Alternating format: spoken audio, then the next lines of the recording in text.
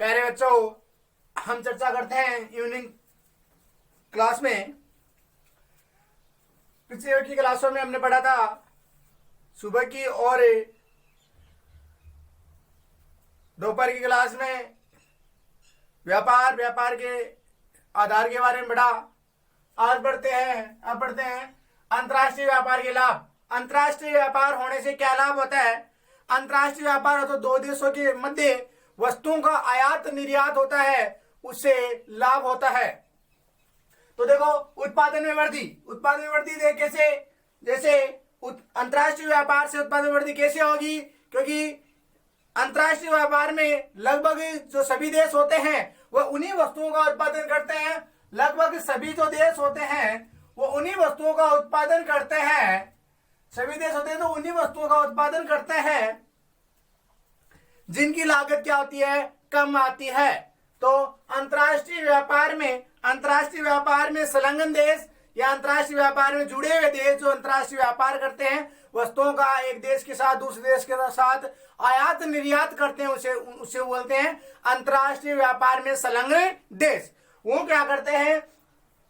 अंतर्राष्ट्रीय व्यापार में संलग्न देश उन्हीं वस्तुओं का उत्पादन करते हैं जिनकी लागत कम आती है। जिनकी लागत क्या आती है? कम आती है। उन वस्तुओं का उत्पादन करते हैं जिनको बनाने में कम मूल्य खर्च करना पड़ता है या जिनकी लागत क्या आती है? कम आती है। तो वे क्या करते हैं? उन वस्तुओं के उत्पादन में विशिष्टीकरण प्राप्त कर लेते हैं, यानी गुणवत्ता प्राप्त कर लेते हैं। वे सभी कई देश ऐसे होते हैं जिनकी लागत क्या आती है? कम आती है और उस लागत से अधिक लाभ कमाया जा सकता है। तो ऐसी वस्तु का उत्पादन करना स्टार्ट करते हैं जिनकी मांग पूरे विश्व भर में रहती है। तो वो क्या करते हैं? जिन वस्तुओं की मांग पूरे विश्व भर में, वो उन वस्तुओं का उत्पादन लगातार करते जाते हैं, जिससे उत्पादन में क्या होती है? वृद्धि होती है और उस देश को क्या होता है? लाभ होता है। तो अंतर्राष्ट्रीय व्यापार में संलग्न देश उन्हीं वस्तुओं का उत्पादन करते हैं जिनकी लागत क्या आती है? कम आती है। और वे क्या करते हैं? उन वस्तुओं को तैयार कर अंतर्राष्ट्रीय बाजारों में बेचते हैं, जिससे क्या होता है? उनके उत्पादन में वृद्धि होने के फलस्वरूप उनके राष्ट्रीय आय में भी क्या होती है? वृद्धि होती है और वह देश उत्तरोत्तर ऊपर की ओर तरक्की करने लगता है, उनकी आर्थिक स्थिति अच्छी होने लगती है। ये क्या करते हैं? जिन वस्तुओं का उत्पादन करते हैं जिनकी लागत क्या आती है? कम आती है और अन्य देशों की अपेक्षा कम माल पर वस्तुएं बेचते हैं, जिससे क्या होते हैं? और अन्य देश होते हैं उनको क्या कहते हैं? उत्पादन करने के लिए और उनको प्रोत्साहित करते हैं, जिससे उत्पादन में लगातार वृद्धि करते जाते हैं, जिनसे उनका जो माल है वो विदेशों में बेचता चला जाता है, जिससे उनकी आय बढ़ने लगती है। दूसरा है राष्ट्रीय आय में वृद्धि। राष्ट्रीय आय वृद्धि कैसे? राष्ट्रीय आय किसे कहते हैं? संपूर्ण देशवासियों की आय क्या कहलाती है? राष्ट्रीय आय कहलाती है। एक वित्तीय वर्ष के दौरान, वित्तीय वर्ष होता है 1 अप्रैल से 31 मार्च तक होता है वित्तीय वर्ष। तो एक वित्तीय वर्ष के दौरान वस्तुओं सेवाओं का अंतिम मूल्य क्या कहलाता है? राष्ट्रीय आय कहलाता है। राष्ट्रीय आय संपूर्ण देशवासियों क्या कहलाती है? राष्ट्रीय आय कहलाती है। सभी देश क्या करते हैं? अंतर्राष्ट्रीय और वस्तुओं का उत्पादन करते हैं और उत्पादन करने के फलस्वरूप उन वस्तुओं को मार्केट में बेचते हैं, या संपूर्ण विश्व के सभी देशों में उनकी मांग रहती है और उनको सप्लाई किया जाता है संपूर्ण देशों में, जिससे क्या होता है? उनकी आय में लगातार वृद्धि होती चली जाती है और उस देश की आर्थिक स्थिति अच्छी होने लगती है। तीसरा है संसाधनों का कुशल उपयोग।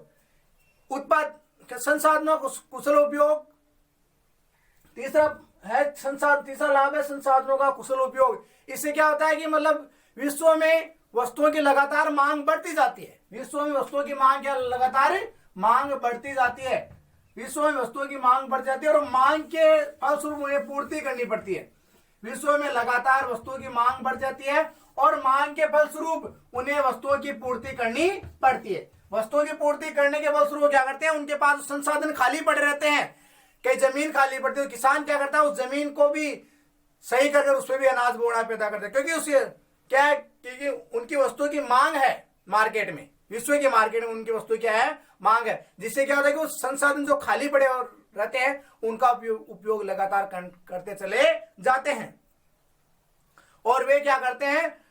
कम लागत पर वस्तु उत्पादन करते अधिक लागत क्या करते हैं, अधिक लाभ कमाने की कोशिश करते हैं। जो खाली संसाधन पड़े हैं उनका भी उपयोग करने लग जाते हैं, जिससे क्या होता है, उनकी वस्तुओं की मांग के फलस्वरूप पूर्ति कर पाते हैं और उनकी आय में वृद्धि होती चली जाती है और उसका आर्थिक विकास होने लगता है। तीसरा बाजार, 14 बाजार का विस्तार। बाजार का विस्तार कैसा होता है, क्योंकि सभी देश वस्तुओं का उत्पादन करते हैं और उनकी जो वस्तुएं विश्व के सभी देशों में, मार्केटों में एक स्थान से दूसरे स्थान पर आयात निर्यात कर दी जाती है, जिससे क्या होता है, बाजार का विस्तार होता चला जाता है। वो सभी जो प्रोडक्ट होते हैं वो उद्योगों में उत्पादन होने के फलस्वरूप बाजारों में पहुंचते हैं, जिससे बाजारों में नए प्रकार की वस्तुएं में देखने को मिलती है, जिससे लगातार बाजार का विस्तार होता चला जाता है। बाजार से तात्पर्य जहां पर वस्तुओं का क्रय विक्रय किया जाता है, जिससे बाजार का विस्तार होने लगता है। आगे हम बात करते हैं, बाजार के विस्तार की बात करेंगे। बाजार के विस्तार की बात ऐसे है कि मतलब लगातार वस्तुओं की मांग बढ़ने के फलस्वरूप सभी देश मार्केट में वस्तुओं को लगातार बेचते चले जाते हैं, जिससे बाजार में वस्तुओं की मांग बढ़ने लग जाती है और बाजार का विस्तार होने लगता है। मांग बढ़ने के फलस्वरूप उनकी पूर्ति भी कर दी जाती है, जिससे बाजार का विस्तार होने लगता है। वस्तुओं सेवाओं की उपलब्धता। सभी देश वस्तुओं सेवाओं की उपलब्धता, सभी देश वस्तुओं का उत्पादन करते हैं, जिससे उपभोक्ताओं को वस्तु खरीदने के नए विकल्प प्राप्त होते हैं। वो किसी भी प्रकार से, मान लो आजकल वर्तमान में इंडिया में नोकिया मोबाइल कोई नहीं लेता, चाइना से रेडमी है, रियलमी है, ये अनेक प्रकार के मोबाइल आने लगे हैं। तो हर प्रकार के मोबाइल मार्केट में मिलते हैं, तो वस्तुएं हर प्रकार के मोबाइल है, अनेक प्रकार की वस्तुएं हैं, अनेक प्रोडक्ट है, वो मार्केट में भरे पड़े हैं, तो उन्हें हर प्रकार की वस्तु खरीदने को मिल सकती है। तो हमें जो चाहे वो वस्तुएं मार्केट से ले सकते हैं। इससे क्या उपभोक्ताओं क्या लाभ हुआ है। उपलब्धता मतलब हमें मार्केट में अंतर्राष्ट्रीय व्यापार होने के फलस्वरूप किसी भी प्रकार की वस्तु हमें प्राप्त हो सकती है, जो हमारे देश में नहीं मिलती वो भी हमें प्राप्त हो सकती है। सांस्कृतिक लाभ। अंतर्राष्ट्रीय व्यापार के फलस्वरूप संस्कृति का क्या होता है, प्रसार होता है, क्योंकि कई प्रकार के लोग हैं विदेशों से, अनेक प्रकार की संस्कृति रखने वाले, खान पान उनका अलग अलग होता है, वो क्या आते हैं यहाँ पर व्यापार करने के उद्देश्य से आते हैं, जिससे क्या होता है, हम उनकी संस्कृति को भी देखते हैं, उनका रहन सहन है, पहनावा उनको भी देखते हैं, वो क्या खाते हैं क्या पीते हैं। इसके साथ व्यापार के साथ साथ रहन सहन, खान पान, अनेक प्रकार की संस्कृति का भी क्या होता है, आदान प्रदान होता है। तो ये रहे अंतर्राष्ट्रीय व्यापार के लाभ।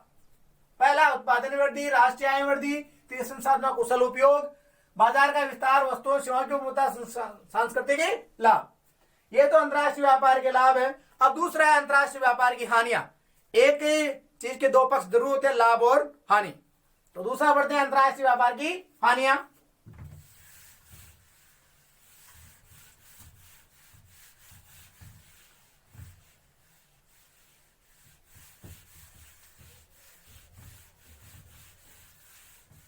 अंतर्राष्ट्रीय व्यापार की हानियों की बात करें तो पहला है प्राकृतिक संसाधनों का विदोहन। प्राकृतिक संसाधनों का अत्यधिक विदोहन। इसमें क्या होता है, अंतर्राष्ट्रीय व्यापार में वस्तुओं की मांग लगातार बढ़ जाती है, तो लोग लालच में आकर प्राकृतिक संसाधनों को लाभ कमाने के उद्देश्य से काटते चले जाते हैं। यानी वो क्या करते हैं, मान लो मार्केट में अन्य प्रकार की वस्तु, वो क्या करेंगे, जंगल पड़े हैं तो जंगलों को काटेंगे। वहां मान लो मार्केट में लगातार लकड़ी की वस्तुओं की मांग बढ़ रही है, तो वो क्या करेंगे, लगातार जंगलों को काटेंगे, वनों को काटेंगे, जंगलों में से वनों काटेंगे, जिससे क्या होगी, वहां प्रकृति को क्या होगा, नुकसान होगा। लोग अपने स्वार्थ के लिए लगातार ये कार्य करता चला है। तो हम क्या करते हैं, मांग के फलस्वरूप विदेशी बाजारों में पूर्ति करने के लिए हम क्या करते हैं, प्राकृतिक संसाधनों का विदोहन भी करते चले जाते हैं, प्राकृतिक संसाधनों को नुकसान पहुंचाते चले जाते हैं, जिससे हम क्या करते हैं, प्राकृतिक संसाधन शीघ्र ही समाप्त हो जाते हैं। तो हमारे निजी लाभ के लिए हम कई प्रकार के प्राकृतिक संसाधनों को भी नुकसान पहुंचाते हैं। ये क्या है, अंतर्राष्ट्रीय व्यापार की हानि है। दूसरा है देश का एकांकी विकास। देश का एकांकी विकास मतलब है कि देश लगभग विश्व के सभी देश उन्हीं वस्तुओं का उत्पादन करते हैं जिनकी लागत क्या आती है, कम आती है। तो वे क्या करेंगे, उन वस्तुओं का लगातार उत्पादन करते चले जाएंगे जिनकी लागत क्या आ रही है, कम आ रही है। लागत क्या आ रही है, कम आ रही है। उन वस्तुओं का लगातार उत्पादन करते चले जाते हैं, जिससे मान लो कोई देश है कुर्सियां बनाने का कार्य करता है, तो लगातार वो कुर्सियां बना जाएगी, क्योंकि उनकी लागत क्या आ रही है, कम आ रही है, और उसको बनाने में उन्हें विशिष्टता प्राप्त है। तो वो क्या करेंगे, कुर्सियां बनाएंगे। बाकी जो वस्तुएं हैं वो धीरे धीरे उनके देश में क्या हो जाने होने लग जाएगी, कम होने लग जाएगी। तो उन्हें क्या करना पड़ेगा, दूसरे देशों से क्या करना पड़ेगा, बाकी वस्तुएं आयात करना पड़ेगा। तो वो देश क्या करेगा, वो एक ही वस्तुओं क्या करेगा, निर्माण करेगा, जिससे देश का क्या होगा, एकांकी विकास होगा। और जो बाकी जो उद्योग है, कुछ उद्योग तो चला जाएगा, लेकिन जो बाकी जो उद्योग है वो धीरे धीरे क्या हो जाएंगे, नष्ट हो जाएंगे, पतन के कगार की ओर चले जाएंगे। तो ये क्या है, एक बड़ी हानि हो सकती है अंतरराष्ट्रीय व्यापार से। तीसरा है विदेशी निर्भरता। विदेशी निर्भरता मतलब है, इसमें क्या आएगी, हम क्या करते हैं, उन्हीं वस्तुओं का उत्पादन करते हैं, फिर बता रहा हूं जिसकी लागत क्या आती है, कम आती है। लागत क्या आती है, कम आती है। उन्हीं वस्तुओं क्या करते हैं, उत्पादन करते हैं। हम क्या करते हैं, मान लो कई प्रकार की वस्तुएं ऐसी हैं, हम क्या करेंगे, मान लो कि कोई वस्तु हमारे देश में कोई वस्तु बनानी है, तो उसकी लागत हमारे देश में क्या आ रही है, अधिक आ रही है। तो हम क्या करेंगे, उन वस्तुओं का निर्माण नहीं करेंगे। सोचेंगे कि बाहर से जो वस्तुएं मंगा रहे हैं, आयात कर रहे हैं वो वस्तु, तो वो पड़ रही है 100 रुपए वस्तु, और यहाँ पर अगर हमारे देश में बना रहे हैं वस्तु तो 120 में पड़ रहे हैं। तो हम क्या करेंगे, वो बाहर से क्या कर लेंगे, आयात कर लेंगे, फिर भी क्या बच रहे हैं, 20 रुपए बच रहे हैं। इससे क्या होता है, एक देश दूसरे देश पर क्या हो जाता है, निर्भर हो जाता है। जैसे अरब कंट्री जो है वो हमारे देश पर खाद्यान्न के लिए निर्भर है, तो हम उनको खाद्यान्न बेचते हैं, और उनके बदले हम क्या लेते हैं, पेट्रोल लेते हैं, डीजल लेते हैं, तेल लेते हैं, खनिज तेल, जिससे क्या हम उन पर निर्भर हो गए। तो विदेशी व्यापार से क्या होता है, एक देश दूसरे देश पर निर्भर हो जाता है। वर्तमान में सभी लोग, हमारे देश के लोग चाइना के मोबाइल चलाते हैं, तो हम क्या है, उन पर निर्भर हो गए। तो ये क्या है, एक निर्भरता है, जिससे क्या होता है, एक देश को बहुत प्रकार की हानि उठानी पड़ सकती है। जिससे क्या होता है कि उस देश की आर्थिक स्थिति धीरे धीरे क्या हो जाती है, कमजोर होती है, क्योंकि हमारा जो पैसा है, यहाँ जो पैसा होता है दूसरे देश में चला जाता है, जिससे हमारे देश की स्थिति, आर्थिक स्थिति खराब हो सकती है। विदेशी प्रतियोगिता का प्रतिकूल प्रभाव। विदेशी प्रतियोगिता का प्रतिकूल प्रभाव। विदेशी प्रतियोगिता प्रतिकूल प्रभाव ऐसे है कि जो याद मेरी आई वे, खुश रहनी अखाना पर आई वे, क्या हुआ जो तू मुझसे।